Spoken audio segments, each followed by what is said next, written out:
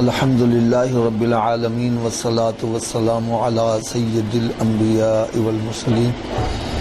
اما بعد فاعوذ باللہ من الشیطان الرجیم بسم اللہ الرحمن الرحیم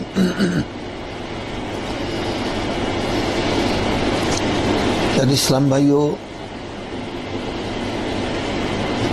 یہ ہماری ٹرسٹیز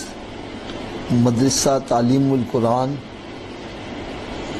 آف مرکزی جامعہ مسجد لطیف آباد نمبر 5 حیدرآباد کا تعمیراتی کام دیکھ کر طبیعت خوش ہوئی ہے، اور حقیقت میں دیکھا جائے تو سرکار دو عالم نور مجسم صلی اللہ تعالی علیہ وسلم نے ارشاد فرمایا کہ ماں کی گود پہلی تربیت گاہ ہے۔ ماں کی گود پہلی تربیت گاہ ہے، لیکن افسوس کی بات یہ ہے کہ ہمارے ہاں اسلامی بہنوں کی تعلیمات کا کوئی صحیح انتظام نہیں ہوتا۔ اکثر جگہوں پر جو بچے ہوتے ہیں چھوٹے چھوٹے مساجد میں جا کر وہ تعلیم حاصل کر لیتے ہیں جیسے بھی ہے، لیکن بچیوں کے لیے ایک بہت بڑا مسئلہ ہے، اور حقیقت میں دیکھا جائے تو بچیوں کی تربیت میں سمجھتا ہوں بچوں سے بھی زیادہ بہتر طریقے سے ہونی چاہیے، اس لیے کہ یہ ماں کی گود پہلی تربیت گاہ ہے۔ اگر یہ تربیت گاہ صحیح ہوگی، مذہبی ہوگی، اسلامک ہوگی، تو اس کی گود سے نکلنے والے بچے بھی اسلام سے محبت کرنے والے ہوں گے، مذہبی ہوں گے۔ تو یہ جان کر بڑی طبیعت خوش ہوئی کہ انہوں نے جو مدرسہ قائم کیا ہے اس میں اسلامی بھائیوں کے ساتھ اسلامی بہنوں کا بھی بندوبست کیا ہے، اور اس کے علاوہ مزید نور علی نور یہ ہے کہ آج ہم جدید ٹیکنالوجی اس سے فائدہ حاصل کرنے کے اکثر بندے حق میں نہیں ہوتے، وہ پرانے طریقہ کار سے ہی عمل کرنا وہ زیادہ بہتر سمجھتے ہیں۔ حالانکہ مجھے ایک شعر یاد آتا ہے کہ آئینے نو سے ڈرنا، طرز کہن پہ اڑنا، منزل یہی کٹھن ہے قوموں کی زندگی میں۔ تو جدید ٹیکنالوجی یہ ایک وقت کی اہم ضرورت ہے۔ میں نے دیکھا ہے جو جدید ٹیکنالوجی کو اپنا لیتے ہیں وہ آگے بڑھ جاتے ہیں،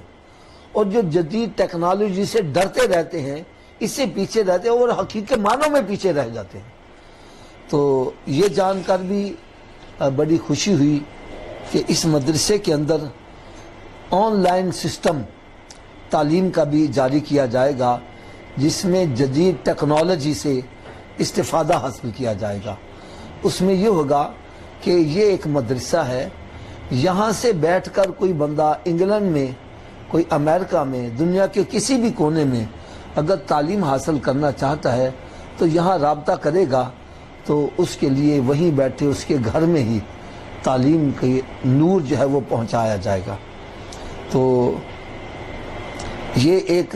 بہت بڑا اہم قدم ہے۔ میں سمجھتا ہوں کہ اس بڑے اہم قدم کو آگے بڑھانے کے لیے بہت سارے دوست احباب کی ضرورت ہے جو مالی طور پر ان کے ساتھ معاونت کریں، اور یہ ان کے لیے صدقہ جاریہ بنتا چلا جائے گا۔ سرکار دو عالم نور مجسم صلی اللہ تعالی علیہ وسلم نے ارشاد فرمایا کہ اصل دولت بندے کی وہی ہے جو وہ اپنے ہاتھ سے اللہ کے راستے میں خرچ کر کے جاتا ہے۔ جو ہماری جیب میں ہے وہ ہماری نہیں ہے، ابھی موت آ جائے تو یہ ورثہ اس کے مالک ہیں۔ ہماری دولت وہی ہے جو ہم اپنے ہاتھ سے اللہ کے راستے میں خرچ کر کے۔ تو صدقہ جاریہ وہ عمل ہے جو بندے کے مرنے کے بعد بھی اس کی نیکیوں میں اضافے کا باعث بنا رہتا ہے۔ تو حضور داتا گنج بخش رحمۃ اللہ تعالی علیہ آپ ارشاد فرماتے ہیں خوش قسمت ہے وہ بندہ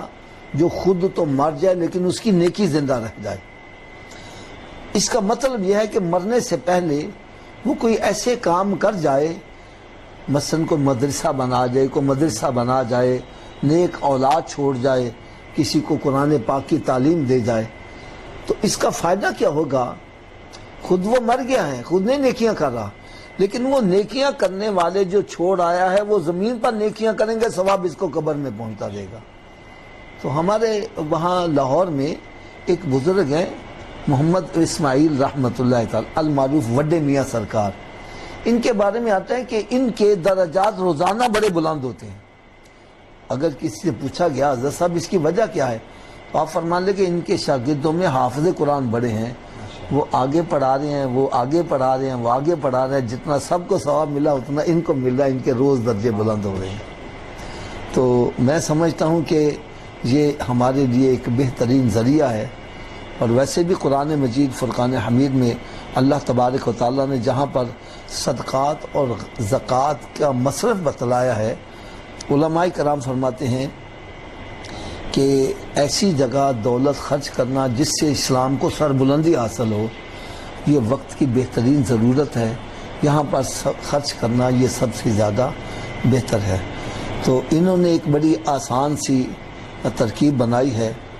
کہ فی یونٹ 5000 روپیہ مقرر کیا ہے۔ کوئی بندہ اپنے ماں باپ کے اصحال ثواب کے لیے، اپنے عزیز و اقربا کے اصحال ثواب کے لیے، یا اپنے لیے کوئی آخرت کا سرمایہ پیدا کرنے کے لیے خرچ کرنا چاہتا ہے، تو وہ اپنے والدین،